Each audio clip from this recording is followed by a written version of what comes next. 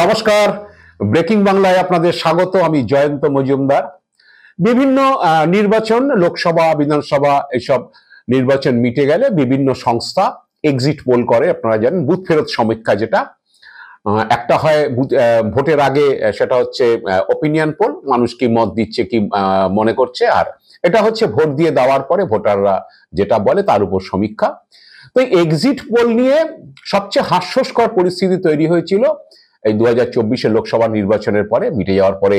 সেই দিনই যে বিভিন্ন সংস্থা এক্সিট পোল দিয়েছিল, তো তাতে সবচেয়ে মানে সাংঘাতিক যেটা হয়েছিল, মানে প্রায় সিংহভাগ ম্যাক্সিমাম সংস্থাই জানিয়েছিল যে এনডিএ 400 আসন নিয়ে ক্ষমতায় আসছে, বিজেপি প্রায় একাই 350, এবং গড়টা দেখা গেছিল 375 থেকে 400 আসনের গড় সবাই।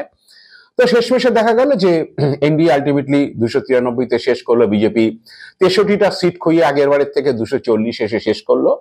তো এরকম হয়েছিল। সেই এক্সিট পোল নিয়ে অনেক প্রশ্ন উঠেছিল। বিহারে চিরাগ পাসওয়ানের দল যতগুলো আসন লড়েছে তার থেকে কেউ বেশি সংখ্যায় তাকে আসন জিতিয়ে দিয়েছিল।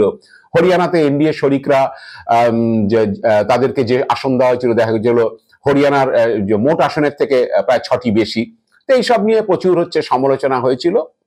তো এক্সিট পোলে তবুও দেখানো হয় বিভিন্ন মিডিয়া, একেবারে ভোট মিটতে না মিটতে 10 মিনিটের মধ্যে, তখনও নির্বাচন কমিশন কত শতাংশ ভোট পড়েছে সেটা ক্যালকুলেট করে উঠতে পারে না, কিন্তু তারা শতাংশের হিসেব দিয়ে দেয়। কিভাবে দেয়, কোথা থেকে দেয়, তাদের যারা সমীক্ষা করে তারা মঙ্গল গ্রহ থেকে আসে কিনা আমি জানি না, কিন্তু তারা দিয়ে দেয়। 6টায় ভোট মিললো, একেবারে 6টা 5 মিনিটের মধ্যে, 10 মিনিটের মধ্যে শুরু করে দিল। কম্পাইল হয়ে শতাংশের হিসাব আস্তে আস্তে বেশ কিছুটা সময় নেয়, কমিশনেরই সময় লাগে, কিন্তু এক্সিট পোল সংস্থা সেগুলো লাগে না, তারা সেটা দিয়ে দেয়।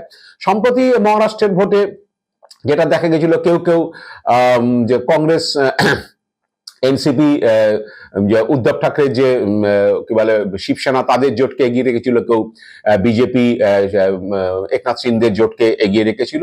কিন্তু দেখা গেল যে বিজেপি একনাথ সিন্ধে অজিত পাওয়ারের যে জোট, সেটা ক্লিন সুইপ করে গেল। বিজেপিকে যে আসন সংখ্যা দেওয়া ছিল তার থেকে বিজেপি অনেক বেশি আসন পেয়ে গেছে। মহারাষ্ট্রে এই ধরনের একটা এক্সিট পোল হয়েছিল, কিন্তু ভোটের ফলের সঙ্গে তার কি বলে মেলেনি, সামঞ্জস্য হয়নি। একইভাবে হরিয়ানাতে কংগ্রেসকে জিতিয়ে দিয়েছিল সবাই, কিন্তু আলটিমেটলি বিজেপি জিতলো।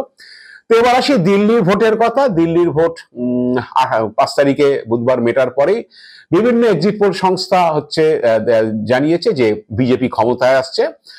প্রথম দিনে যারা সমীক্ষা করেছিল তাদের মধ্যে পি মার্ক, তারা 39 থেকে 49 বিজেপিকে, ম্যাট্রিস 35 থেকে 40 বিজেপিকে, ওখানে ম্যাজিক ফিগার 36, 70টি আসন আপনারা জানেন। চাণক্য স্ট্র্যাটেজি 39 থেকে 44, পোল ডায়েরি 42 থেকে 50, ডিভি রিচার্স 36 থেকে 44, একমাত্র উই প্রিসাইড এরা 18 থেকে 23টা, এরাই একমাত্র অরবিন্দ কেজরিওয়ালের আপকে জেতার সম্ভাবনা দেখিয়েছে বুথ ফেরত সমীক্ষা। বাকি মোটামুটি সবই ওই একই ধরনের দিয়েছে, সমীক্ষা দিয়েছে। এবং বৃহস্পতিবার দিন আরো দুটো সংস্থা জানিয়েছে, টুডেস চাণক্য এবং অ্যাক্সিস মাই ইন্ডিয়া, তারাও ওই 45 থেকে 50, 51 থেকে 55 এরকম হিসেব দিয়েছে বিজেপির পক্ষে, তারা এই আসন নিয়ে ক্ষমতা আসছে। তো এইটা আসার পরে স্বভাবতই রাজনৈতিক চর্চা শুরু হয়েছে, কারণ 2015 এবং 2020-তে যখন এই দিল্লিতে নির্বাচন হয়, তখন অনেকেই বিজেপিকে এগিয়ে রেখেছিল, এবং কেউ যারা আপকে এগিয়ে রেখেছিল তারা আপের যে সংখ্যা দিয়েছিল, আসন সংখ্যা, তার থেকে অনেক বেশি ডিফারেন্স হয়ে গেছিল, 15খানা 20খানা সিটের ডিফারেন্স হয়ে গেছিল। 48টা বলেছে আপ, 67টা আসন নিয়ে এসছে, এরকম হয়েছিল।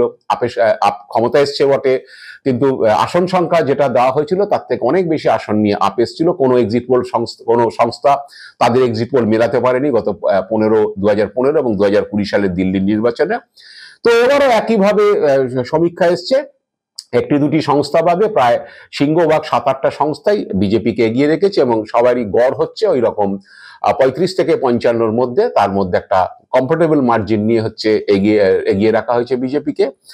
তো এখন যেটা জানা যাচ্ছে যে কংগ্রেস দাবি করেছে যে এক্সিট পোলে যেটা দেখানো হচ্ছে সেটা আদৌ মিলবে না, অরবিন্দ কেজরিওয়ালের দল এত খারাপ ফল করবে না, কারণ তারা যথেষ্ট ফাইট দেবে এবং হাড্ডাহাড্ডি লড়াইয়ের সম্ভাবনা আছে, এত সহজে বিজেপির জয় আসবে না, এটা কংগ্রেসের পক্ষে অপিনিয়ন দিচ্ছে। বিজেপি তো যথারীতি তাদের শিবিরে উল্লাস, এবং আপও একইভাবে বলছে যে এই ফল এক্সিট পোলের ফল হবে না, কারণ এর আগে দুটো নির্বাচনও হচ্ছে যা এক্সিট পোল দেখিয়েছে তার থেকে অনেক বেশি আসন আপ পেয়েছিল।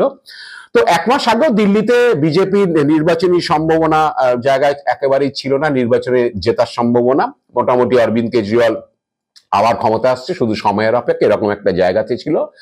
কিন্তু পরবর্তীকালে দেখা যায় যে আরএসএস নেতারা বাড়ি বাড়ি ঘুরে প্রচার করেছেন। তারা কি বলে, এরপরে পরবর্তী সময় অষ্টম পে কমিশন ডিক্লেয়ার হয়েছে, বাজেটে 12 লক্ষ টাকা আয় কর ছাড়ের ঘোষণা হয়েছে। তারপরে আপের ধাঁচে মহিলাদের নগদ তুলে দেওয়ার প্রতিশ্রুতি দেওয়া হয়েছে, এবং হচ্ছে আপ নেতৃত্বের সঙ্গে রোহিঙ্গা অবৈধ বাংলাদেশিদের সম্পর্ক নিয়ে ধারাবাহিক প্রচার করেছে বিজেপি, সেটা নিয়ে হিন্দু বেরিগরের রাজনীতিও করেছে।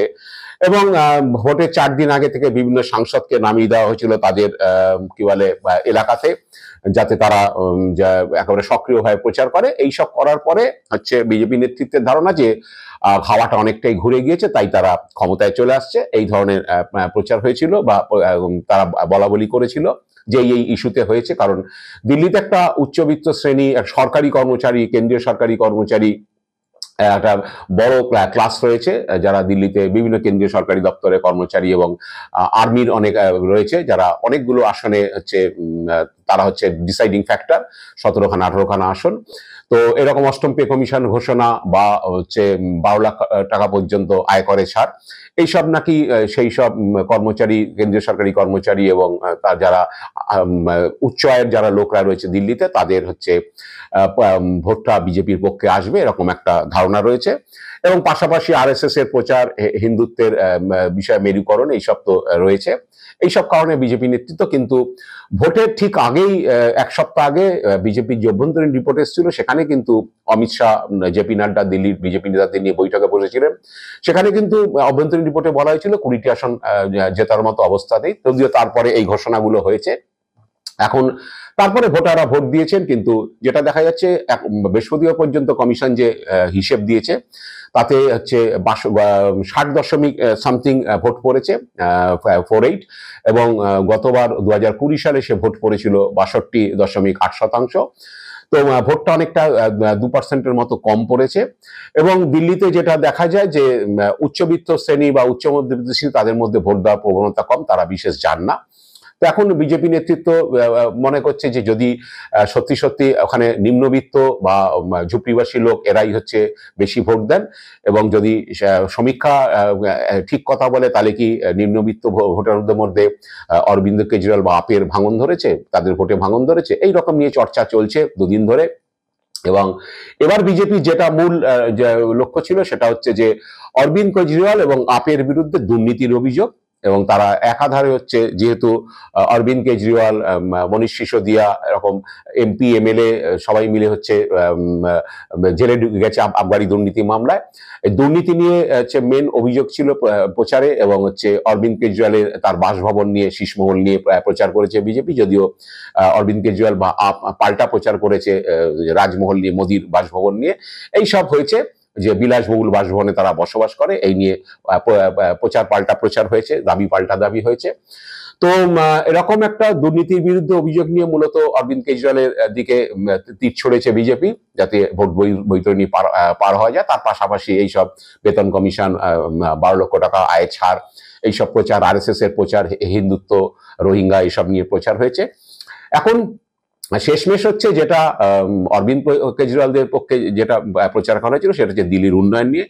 এখন গত দুটো নির্বাচনে অরবিন্দ কেজরিওয়ালের দুর্নীতির বিরুদ্ধে জেহাদ এবং ডেভেলপমেন্ট, এই দুটোই তার অস্ত্র ছিল, এবং সেই অস্ত্রতেই তিনি মাত করেছিলেন। দিল্লির মানুষ লোকসভা ভোটে, গত লোকসভা ভোটে 7টা বিধানসভা জিতিয়েছে, তার আগেও জিতিয়েছে বিজেপিকে, প্রায় সমস্ত আসনে বিজেপিকে তারা জিতিয়েছে, কিন্তু বিধানসভা ভোটের সময় তারা কেজরিওয়ালকে জিতিয়েছেন, কারণ তারা মনে করেছেন যে আপ দিল্লিতে কোনোদিন ক্ষমতায় আসতে পারবে না।